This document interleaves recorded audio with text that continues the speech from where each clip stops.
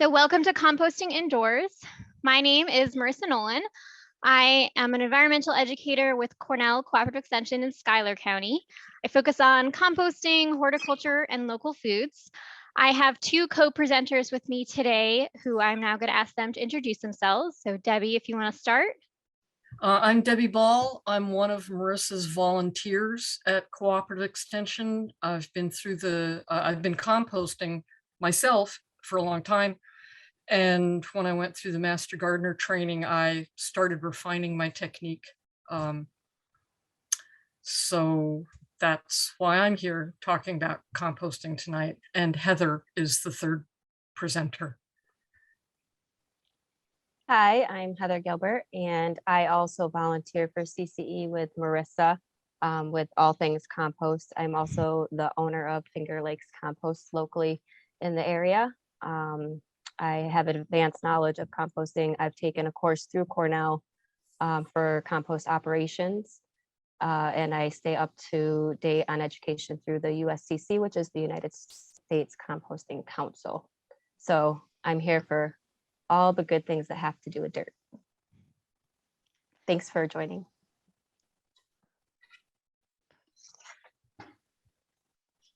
Okay, so we're going to go over a couple of different types of composting indoors and how to stockpile your composting and your food scraps. And the first thing that we're going to cover today is stealth composting with Debbie. It has such a funny name. But stealth composting is really just building an outdoor regular pile indoors in a container. And the decomposers that are going to work on your kitchen scraps for you are the same decomposing bacteria and fungi that you find in an outdoor pile.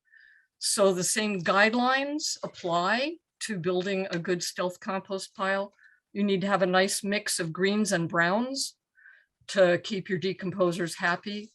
You want to have really good airflow, so you're encouraging the decomposers that need oxygen, so your compost pile will smell really nice. And you need to have the right amount of moisture. Also, the kitchen scraps that you're putting into your compost pile should be vegan, except you can include eggshells if you happen to have eggshells. Next slide, please. So what equipment do you need? You need 2 containers and you need 1 lid. The containers can match if you want, but they don't have to. But one needs to fit inside another. The 10-gallon kitchen waste baskets here might actually be a really nice size for a household of 2 that cooks a moderate amount. Next slide, please.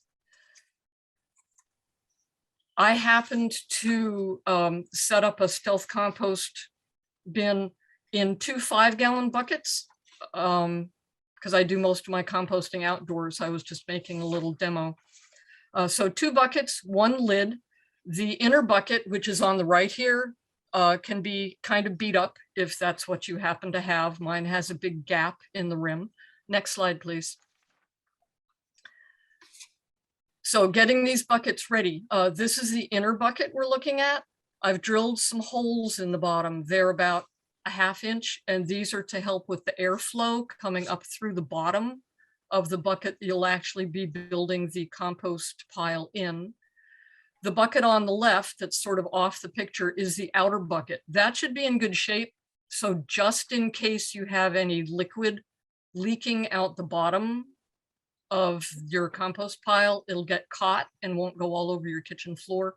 But ideally your pile won't be that wet. So there shouldn't be any leakage, but there might be. Next slide, please. This is the outer bucket. And to start getting things ready, put a really good layer of wood chips in the bottom of the outer bucket. These are to help with the airflow so air can get up into those holes that you drilled in the inner bucket. I put in about a 6 or 8 inch layer of wood chips in this, prunings actually. And the reason I did that shows up in the next slide. Next slide, please. By having such a thick layer of wood chips in the bottom bucket, when I stack the two buckets together, the inner bucket is actually really resting on those wood chips. And that means there's a gap, an air gap between the sidewalls of the inner and the outer bucket. So air can flow down through that gap, around in the wood chips in the outer bucket, and up through the air holes that you can see in the bottom of the inner bucket here. Next slide, please. Put a little layer of wood chips in the bottom of this inner bucket. Again, this is to help with airflow. And make it a fairly thin layer. An inch is probably enough, because at this point you're taking up the space that you're trying to build your compost pile in. Next slide, please. Because my wood chips were so chunky, I added a very thin layer of straw, or you might add a layer of torn up cardboard, or this layer is totally optional, actually. So basically the wood chips and in the bottom of the bucket. Next slide, please.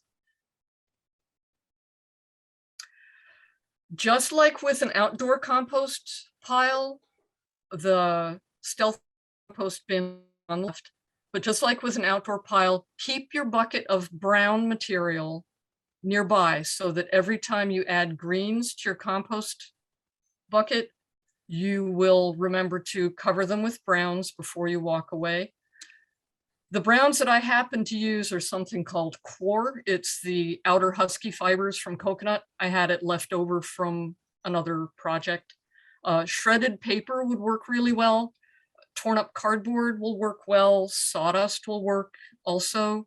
Just be thinking on the small side, because it's a limited space that you're building your compost pile in. Next slide, please. Now we're ready to really start building this compost pile. Start with a layer of browns on the bottom. And the reason you do this is this will help make sure that the ratio of greens to browns, of kitchen scraps to the high carbon stuff you're using as browns, you want the volume ratio of greens to browns to be 1 to 3 in order to really help your decomposers be happy. The other thing you're going to be trying to control as you build your compost pile is the moisture. On average, an ideal moisture for a compost pile is to feel like a damp sponge that you've wrung all the moisture out of, wrung all the wet out of. Your kitchen scraps will usually be wetter than that. So the browns can be a little bit drier than that, but they can't be totally dry. So I happened to have moistened this core ahead of time from leftover from what I had been using it for. And the shredded paper or cardboard or sawdust will need to be moistened some as you're building your pile. Next slide, please. Here's the first layer of kitchen scraps. I think I cooked soup that day. So there's onion peels and celery leaves and carrot peels. Tea bags, coffee filters are always in the compost at my house. I tend to save my kitchen scraps for the day and take them to the compost pile once at the end of the day. So that's what I did with the stealth compost setup. This was about 3 or 4 cups of kitchen scraps, which turns out to be a really nice amount for this size container to spread out in a nice thin layer. I've cut them a little smaller than I might if I was putting them in the outdoor pile, because if they're smaller, they'll decompose more quickly. The bacteria and fungi that are going to break these down can only work on the surface of the kitchen scraps. And so the smaller they are, the more surface area there is for the decomposition to take place. Next slide, please. Cover those kitchen scraps with browns. Next slide, please. And put on the lid. The lid helps keep the moisture in so that your pile doesn't dry out as the kitchen scraps are decomposing. But you need to let air escape at the top. The air holes are letting air in at the bottom, and you need to let that air get out the top of your compost bin so that the oxygen loving decomposers are the ones you're encouraging. So leave the lid a little bit ajar, or you can drill holes in the lid to let the air out. Or in my case, I had a big gap in the rim of that inner bucket, and that's where the air is escaping out the top. I tied a piece of screening over that gap just to keep the greens and browns from falling out once the bucket gets really full. Next slide, please. The next day I made applesauce. So I had apple peels and cores and more tea bags and coffee filters to go in. Next slide, please. Cover those with browns. Put on the lid until the next time you'll be adding greens. Next slide, please, is greens, salad the next day. Next slide, please. Cover it with browns, put on the lid until the next time you'd be adding greens. And I kept doing that for about a week. Next slide, please. And at that point, my 5-gallon bucket was full, which is why I know 5 gallons is really too small. Just 1 week was not quite long enough. So let's say you're using a 10-gallon container, it would probably last more than 2 weeks because the food scraps you've put in earliest at the bottom will have already started decomposing by the time you get up close to the top of your bin. Once your bucket is full, check it for moisture, put on the lid. Every couple days, come back. You can make sure there's a little moisture condensation on the bottom of the lid. And if there's not, there wasn't a couple times I checked on it. You might sprinkle on a 1/4 cup of water to soak in a little bit. And while this starts to decompose, you can set up a second stealth composting system so that you can keep doing something with your kitchen scraps. This might get warm on top as the decomposers are doing their job, but it might not because it's a pretty small setup. And like I said, just keep checking the moisture. If it gets too dry, the decomposers can't grow and multiply. So you need to keep it like that damp sponge on average. The active phase of composting is going to take about 2 months for this to really cook down, is the term I use. I don't know what an official term might be. And by the end of that 2 months, on average, you will have lost about 1/3 to 1/2 of the volume of what is in this bucket. And at that point, the active phase is finished. I had about a month from when I set this up to when this workshop is happening. Next slide, please. And even in just that month, the volume in the stealth compost bucket had decreased about 2 inches.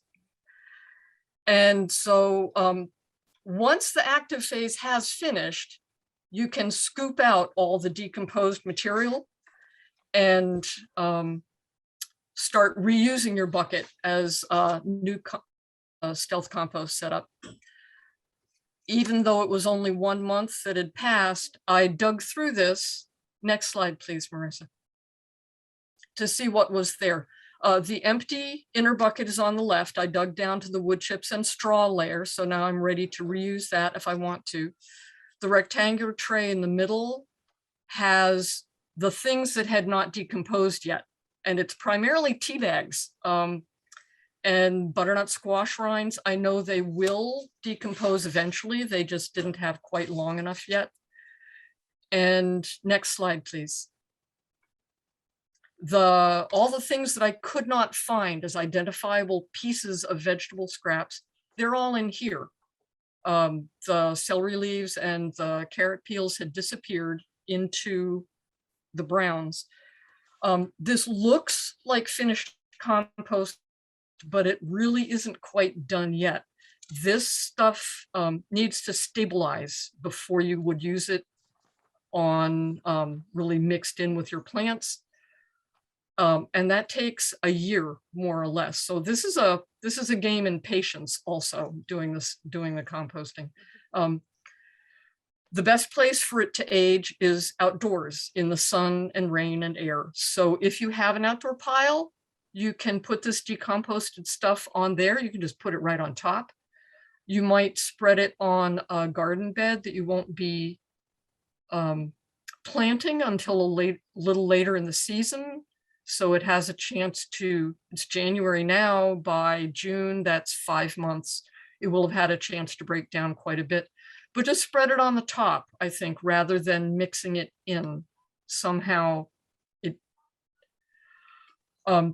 This isn't full of the things that plants can actually use yet. So leaving it on top and letting it break down and then just letting those sift down into the soil seems like the way to go about it.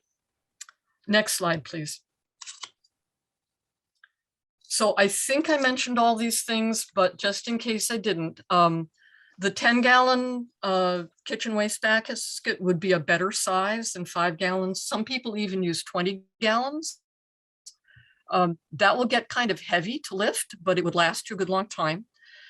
And in case you run out of space in your first setup, you can start a second one. Or once the active decomposing is done, just fish that decomposed material out and restart with the same bucket. Cutting the pieces smaller of your kitchen scraps will help the decomposition happen more quickly. And try and keep the average moisture around damp sponge consistency so that there's enough moisture, but there's still plenty of airspace for airflow. So that is stealth composting. It's just like a tiny outdoor pile. And Heather is going to show you how to do a different setup to deal with your kitchen scraps. Thanks, Debbie. I'm going to go into vermicomposting. So what is vermicomposting? Vermicomposting is composting with worms, and a specific type of worm, a red wiggler worm. You can't just use any earthworm out of the ground. It has to be the red wigglers. They are proven to eat organic matter viciously and convert it into a casting, which is a soil amendment. So essentially just vermicomposting is a worm composting. They do most of the work. I'm going to go into the setup of vermicomposting, which piggybacks off of kind of Debbie's setup, which is really nice. It gives you 2 different options. You can do indoors in the cold months, but using basically essentially similar bins. So whatever works best for you. I do know children love the vermicomposting, the worms and all that. And I think it's kind of magical that you just give them their ingredients and they digest them all and then give you something that's very valuable. So here with vermicomposting, the materials needed are 2 to 3 5-gallon buckets. And at the end of this, I'll show you pictures of other bin styles you can use, but essentially 5-gallon buckets tend to be something we all have laying around. They don't have to be in perfect shape. And then with that, you also are going to need some bedding, food scraps, and of course, worms. So next slide. So right here is essentially going to show you how your buckets are going to be set up. Bucket A is going to be your bottom bucket always. This is going to collect any liquid. As Debbie was talking about, composting creates a liquid, a leachate, or a compost tea, which we'll go into also. Bucket B has holes in the bottom, similar to the bucket system Debbie was showing you. You drill holes in the bottom, and then you also put holes around the rim. And all of this is so that there's a lot of aeration. And also with the vermicomposting, the worms need to mitigate up as they go through their bedding and their food scraps. And those holes will be large enough for them to actually go right up through the buckets. And then bucket C is the one that'll have the lid on top that also has holes in the bottom and on the sides. And bucket C is the one that you'll add on if you want to keep your system just continually going, if you don't want to do just a one-time harvest. Next slide. Here's another picture to just show you more of the material images on what you're using. Bucket A, as you can see, has no holes. Bucket B has your bedding underneath that, mixed in with that. I apologize. Bucket B has the bedding, C has the lid on it, but you can't see inside of it. But that's where your worms and your bedding and your food scraps will go. Bucket B, you'll keep bedding in to absorb liquid and such. Next slide. So here's just showing that you can drill holes with a handheld drill. I know some people don't always have hand tools like that. So if you use just a punch and a hammer, if you have broken buckets, kind of like Debbie was showing you that there was a little gap in hers, that would work too. Use what you have to try to make the holes. Go to your neighbor if you need to and have them drill holes in your buckets. Next slide. Here's another image where they're just showing you the bucket with the holes on the side. These holes are going to be about 1/8 of an inch. That would be just fine, and that would be good for all of your holes, even your bottom holes, because that's large enough to let the worms mitigate to where they need to go. Next slide. And then this is the bottoms of bucket B and C. So this is where the worms need to be able to go through. This is where the castings will drop through to the bottom, and any liquid will drop down to the very bottom bucket, bucket A. Next slide.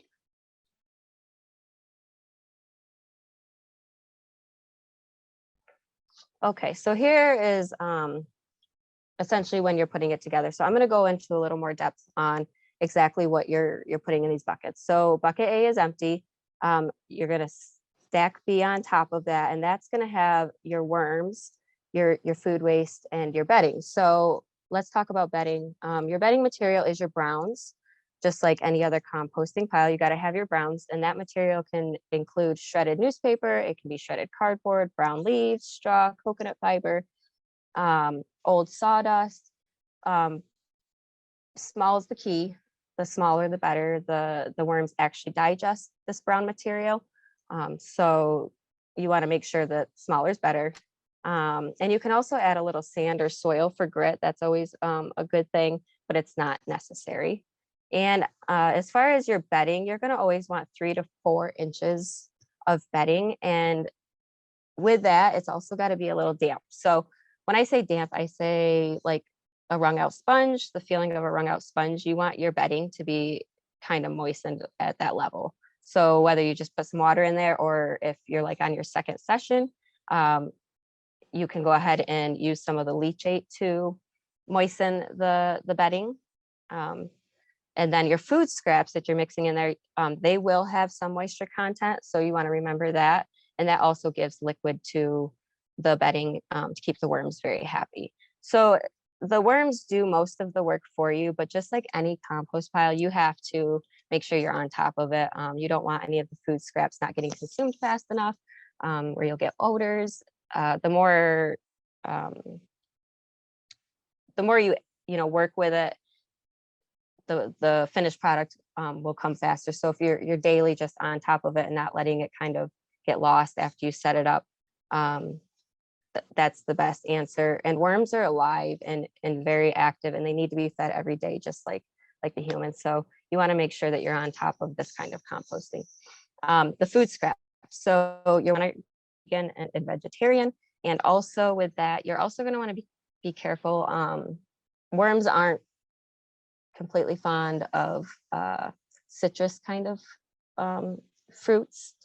They don't do dairy products, they don't do fatty or oily foods, and they don't do fish bones or anything that's like non biodegradable or compostable. I guess I should say not biodegradable. You can put your tea bags in there and your coffee grounds, that's excellent, but you want to make sure that you don't have any staples, rubber bands, any kind of contaminants in there with them. And with food scraps, you could weigh them if you wanted to get really crazy, but you don't necessarily have to weigh them.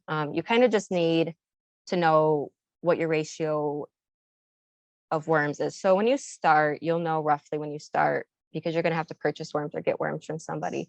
So I normally would say a half a pound of worms to a pound. A half a pound of worms is roughly 500 worms, and that's a great start for an indoor composting bin. And a half a pound of worms amazingly eats a quarter to a half a pound of food scraps a day. So they're mighty in size on what they can do. So that's the other thing, is you really have to make sure that you're tending to their needs, so that they can be successful. And then you mix this all together. You mix the bedding and the food scraps all together, and the worms will do the work for you. They will consume it all, and what they leave behind is a beautiful casting, which is worm poop. And it's a miracle type of soil amendment. I mean, I don't know exactly, as I'm not the scientist, but it's very much more nutrient dense than your average compost soil that you would have either stealth composting or in your backyard. It's very nutrient dense, so a lot goes a long way. So that's just amazing. These little worms will do all that for you. So next slide. There's the worms. So like I said, you want to make sure that you have red wiggler worms. You can get online and order them, or if you have a compost pile outside, you can go ahead and dig them out there. You can call someone like Finger Lakes Compost, and we could get you hooked up with some red wigglers if you need also.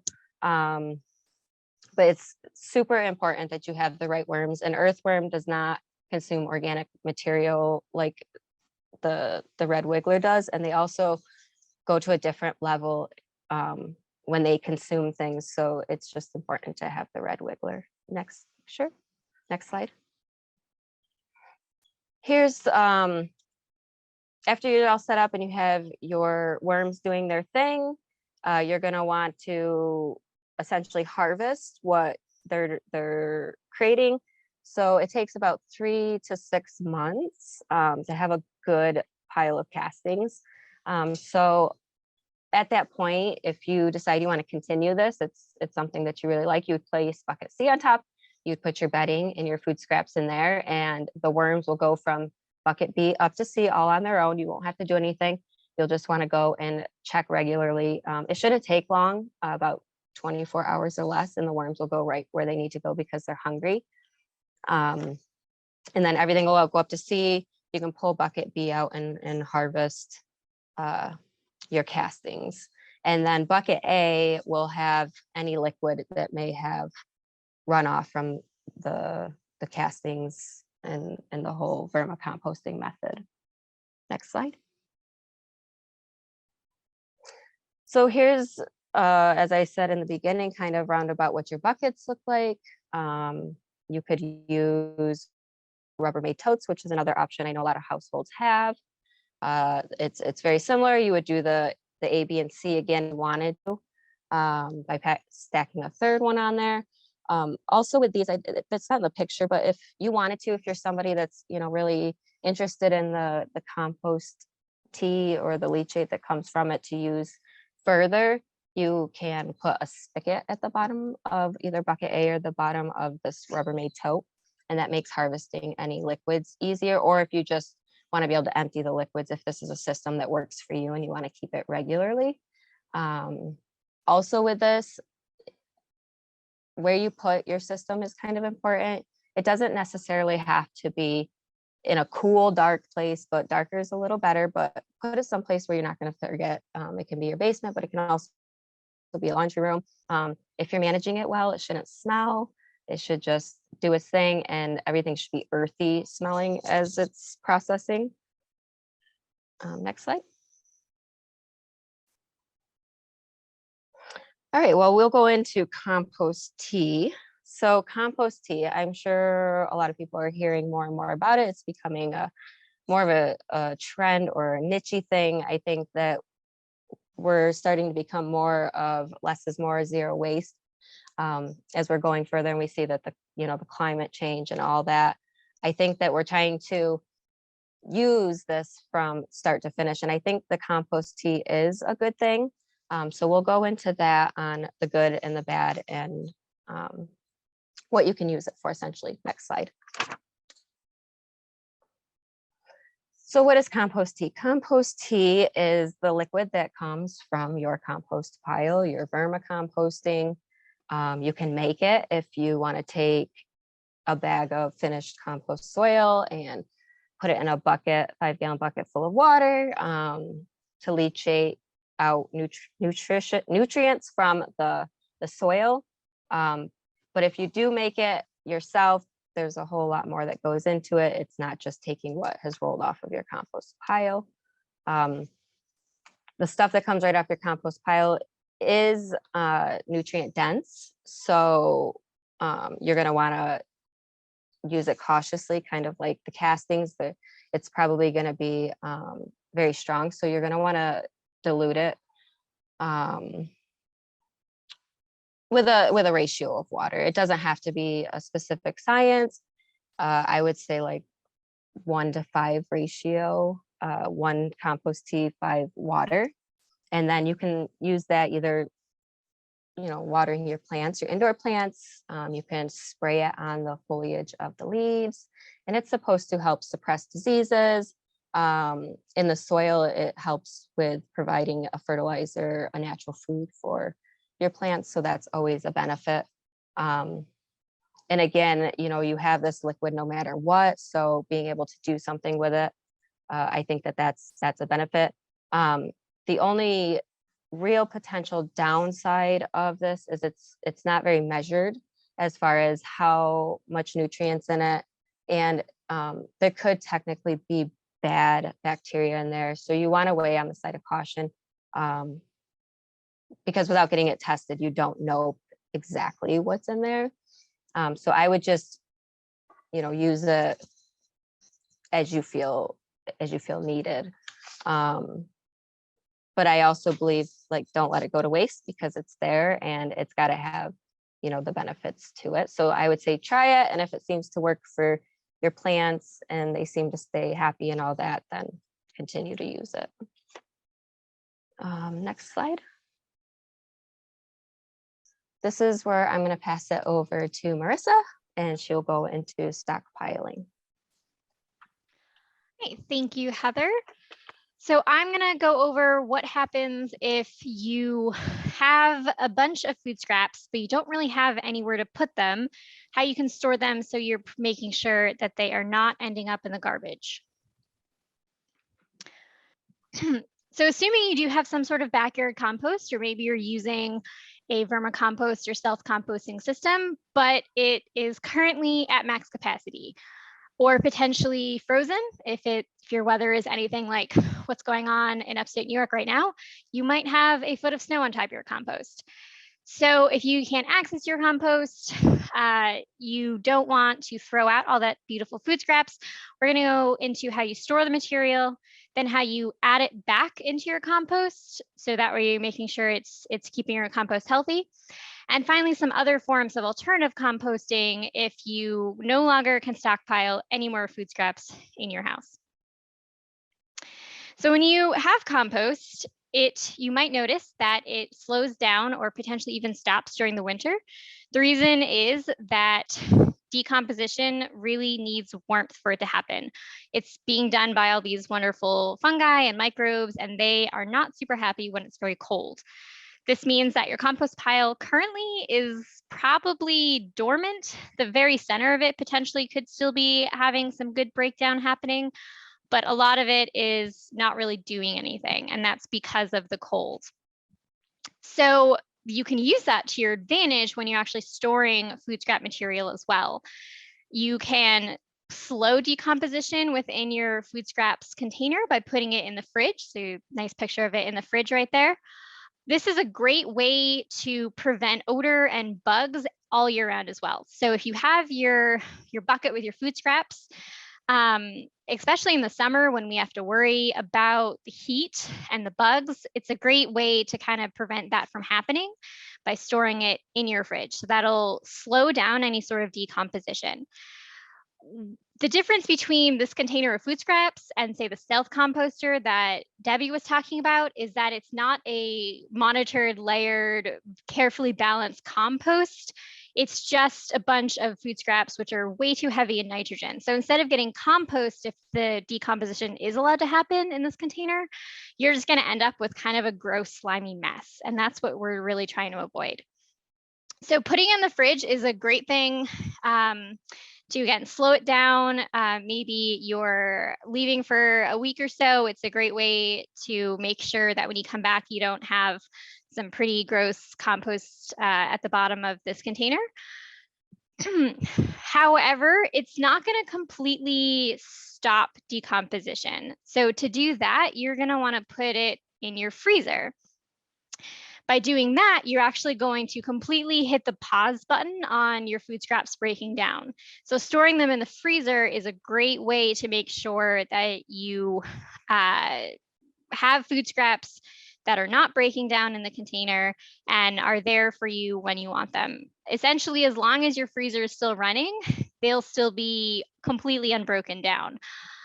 So again, this is something that can be a great way to stockpile your food scraps when you can't access your outdoor compost, but it's also a great place to store your compost as well at any time of the year. So especially if you are doing, if you're going away for a longer period of time, say over the summer, you have some food scraps, you just shove them in the freezer and then you don't have to worry about them anymore.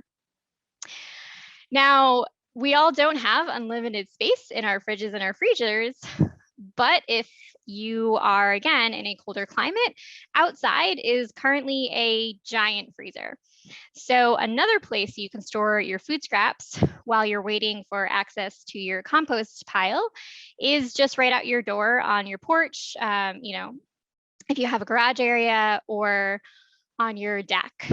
This way you can just reach out the door. You don't have to trudge out to your compost pile, but at the same time, it's staying very cold. Obviously, you need to think about the temperature. So if you are in an area where it doesn't stay below freezing, then it's not really a freezer, it's probably more like a fridge. As long as the outdoor temperature doesn't get above 40 degrees, for extended periods of time, then it essentially is like a refrigerator. And then if it's not getting above 32 degrees for extended period of time, you can kind of think of it more like a freezer.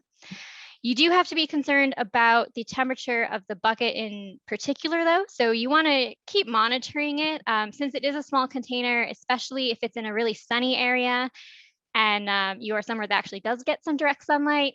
And if it is a dark color, then it can heat up a lot faster than the ambient air temperature. So while it might be 20 degrees outside, your bucket could get warmer. So just anytime you're putting food scraps in there, just kind of monitor it. If decomposition does start to happen, then that can create heat. So as Debbie and Heather mentioned, when you get things breaking down, heat is actually created, which in this case, you don't want happening because you want those food scraps to stop breaking down. So keep monitoring it. The last thing you want to be concerned about with a porch container is that you have a nice solid lid on there. Now, this is to prevent any sort of critters from coming up and getting into your compost container. If it is frozen, you're probably not going to attract very much, but it's still a good thing to have on hand, especially if it gets knocked over or something like that. You don't want a bunch of food scraps out along your whole porch area. So once you've stockpiled your material, what do you do with it? The best thing is obviously to add it then back into your outdoor compost, but you have to be careful while you're doing that and making sure that you're not overwhelming your outdoor compost pile. If you have the opportunity to add in these food scraps throughout the winter, then take advantage of that. I know even in upstate New York, we've had a couple of spouts of fairly warm weather, you know, in December and January. Take that opportunity and take any of the stockpiled food scraps you have out there and bring them out to your compost pile and add them back in. If it has been a while, maybe you don't have those nice respites of the winter, or it's just been a couple of months, making sure that you're not taking all that stockpiled material and adding it all in at once. You really want to spread it out. So whether you start kind of stockpiling your new material or just taking some of that stockpiled material and adding into your fresh food scraps that you're accumulating every day, take a small amount out every time. the size of your compost pile will depend how much you can actually add in every day. So that will you can kind of be the judge of that and decide whether it's, twice as what you would normally take out, or maybe a lot less or a lot more. One of the ways that you can get rid of a lot of that stockpiled material faster is if your compost pile is breaking down more quickly. And one of the ways you can do that is turning it more often. So anything to increase the rate of decomposition will allow your compost pile to break down faster, and therefore allow you to add in more of that stockpiled material. So turning your compost pile, making your food scraps into smaller pieces, and then any more active monitoring. So making sure that it's not too dry or too wet. Just being a little bit more attentive than you probably normally are to your outdoor compost pile will all allow you to add that stored material in a little bit more frequently. So that way it's not just hanging out in your freezer for most of the summer. When you are adding in all of these materials, one of the things you do want to make sure is that you are not forgetting that brown to green ratio. So both Heather and Debbie kind of touched on this a little bit, but anytime you're adding in your food scraps, they're wet, they're really rich in nitrogen. And your compost pile loves those things, but it doesn't want too much of those things. It also wants carbon material, and it also wants a nice airflow.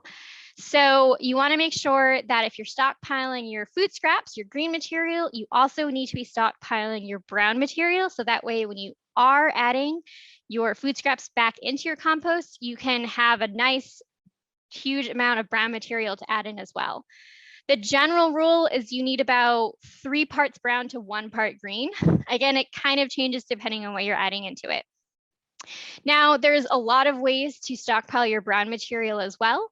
In the fall, if you rake your leaves, instead of putting them out on the curb for the town or village to collect, you could keep a collection of them yourself in some sort of watertight container, like a bag or a garbage can. They're a great resource.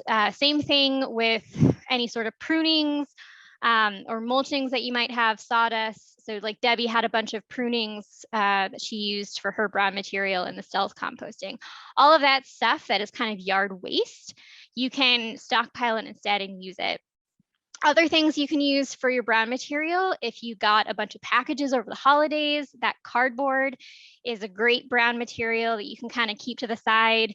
If you have shredded paper, whether from home or from your office, that's a wonderful thing because you can't recycle shredded paper. So it's a great thing to stockpile for your compost instead. And really any paper, as long as it's not glossy, you can use that in your compost. So instead of putting things out in your recycling, you can kind of set them aside. And then when it comes to adding all these green materials back into your compost, then you can have this nice stockpile of brown materials to go along with them. If you have a bunch of stockpiled material already, maybe your freezer is full, your fridge is full, your porch is full, and you still have food scraps, there's options before you start throwing them in the garbage. One of them is using a composting service. So this is very dependent on where you live. I know there's some people from different parts of the country, so I don't want to make generalized statements, but check it out, find out what's in your area. If you are in the Finger Lakes region, obviously Heather has Finger Lakes compost and she will gladly take your compost. But these services will compost year round. So they are still collecting material even during the winter because their piles are hot enough that they're still breaking down very nicely. Some places have pickup right at your house, a curbside pickup. Some places have drop spots, a place that you bring your food scraps. If you live in Tompkins County, there's Cayuga Compost has specific times during the week that you can bring your food scraps. If you are anywhere near Montour Falls, then we actually have 3 drop spots in the area that Heather services. They are open 24/7 and you don't have to be a Montour Falls resident to use them. So just showing quickly for the people in the area where they are, there is one at the Montour Falls Library. There is one in the parking lot for Montour House by North New York. And the third one currently is at the Catherine Court Apartments on Canal Street. We are in the process of getting a couple more set up in Montour Falls, so kind of stay tuned for that.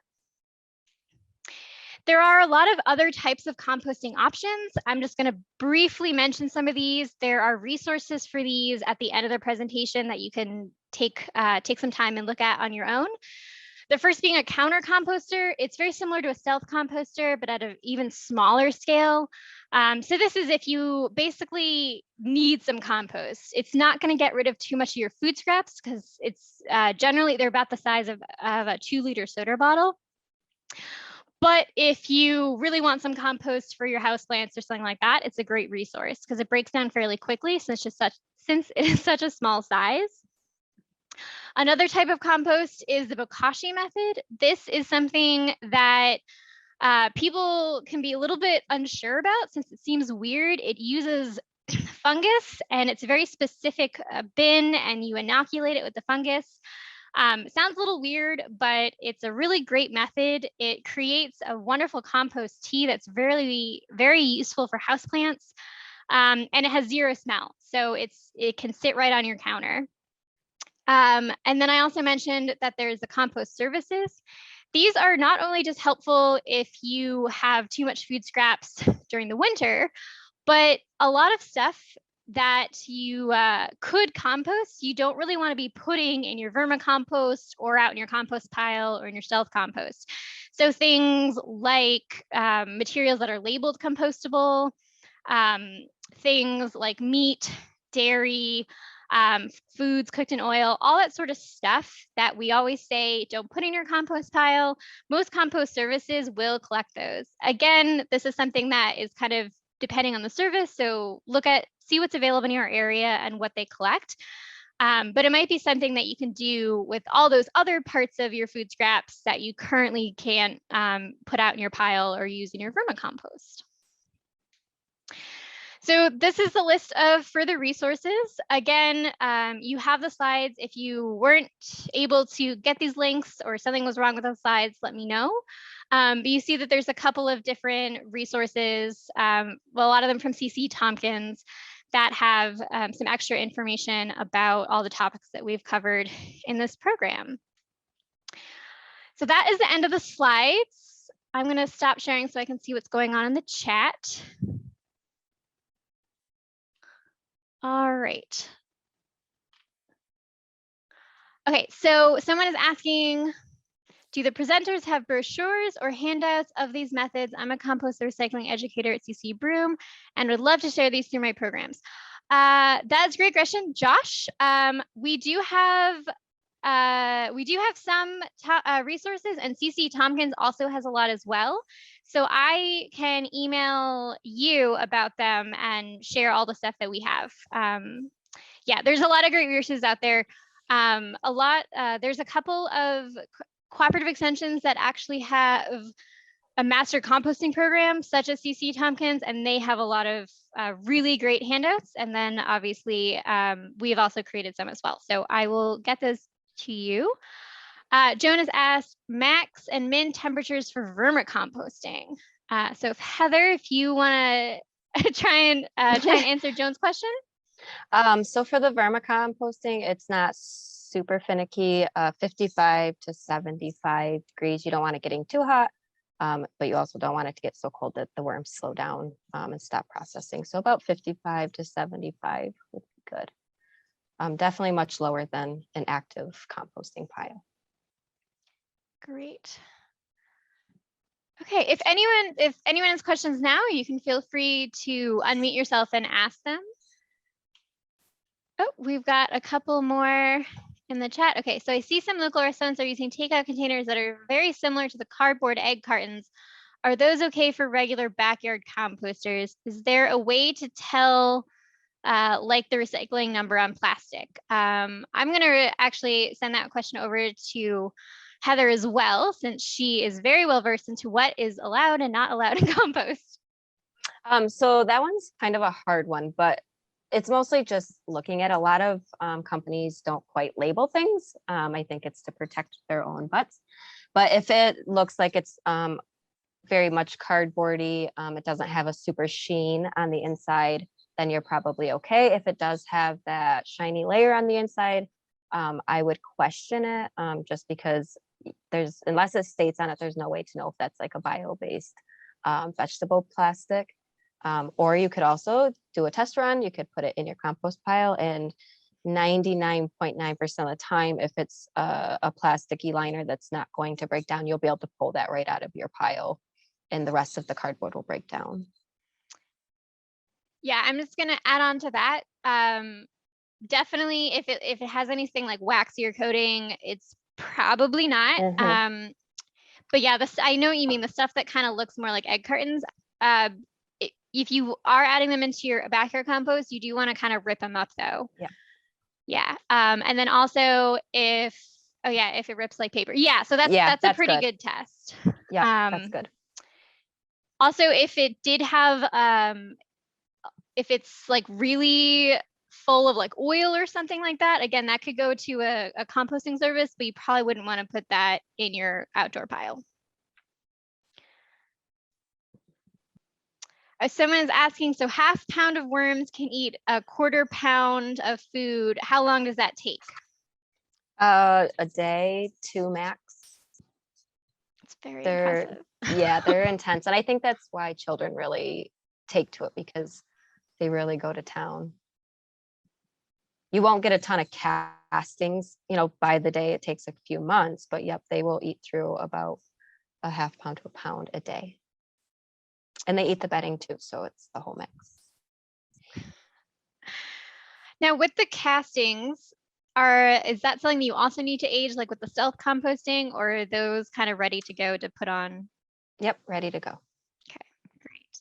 And they're in a more fine, crumbly type of texture. So you can just lay it right on, and it'll just, like Debbie had mentioned, it'll slowly sift itself down into the soil, becoming readily available nutrients. Great. I'll also say that since both of these self-composting and vermicomposting do produce heat, it is also a really nice spot for your cat to hang out. They like to sit on top of the bucket. Yep. All right, well, I appreciate everyone for coming, and I'm glad that everyone seemed to really enjoy learning about the composting.